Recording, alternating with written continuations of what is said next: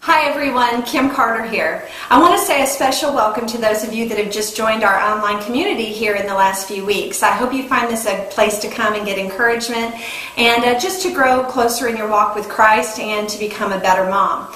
I wanted to share with you something that I hope will be encouraging to you as it was to me. You know, I love how God sometimes will use our children to teach us lessons, or at least to remind us of lessons that maybe we know but we're not exactly following. Recently, my 8-year-old son was in Sunday school at church, and he was learning about being a good steward. And one of the things that the teacher suggested was that they take little Post-it notes and write God's on the Post-it notes and stick it on their things throughout their room so that they could remember that everything they have belongs to God. Well, my son followed those directions exactly, except he came home and put them all over the house. So we had little Post-it notes on the refrigerator, in the refrigerator, on the can opener, everywhere that said God's. And I left them up for about a day, but eventually I went around the house and took all of them down. Well, like many of you probably have a very busy schedule, and I do as well. And I have this little dry erase calendar that I have to put all of my kids' various activities, their games and their dance lessons, and all of the things that we're supposed to be at for the month. And I found myself coming to the beginning of October and needing to fill in everything that I had going on. And I had that overwhelming moment of panic when I realized I have a lot of plans for this month and I have a lot going on. And how am I going to get it all done? And these things are so important.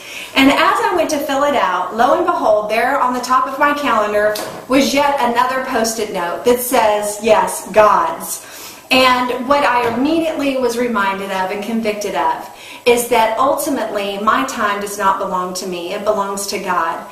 And I know that if I make God's priority my priority, then everything else is going to fall into place. You know, Matthew 6:33 tells us that if we will seek first His kingdom and His righteousness, that all those other things will be given to us as well.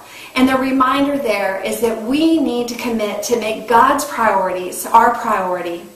And if you can do that, if you can sit down each day and say, you know what, I know that I have a lot going on. I know I have a lot on my calendar and a lot of places I need to be. But God, ultimately, I want my priority in my day to be about your priorities.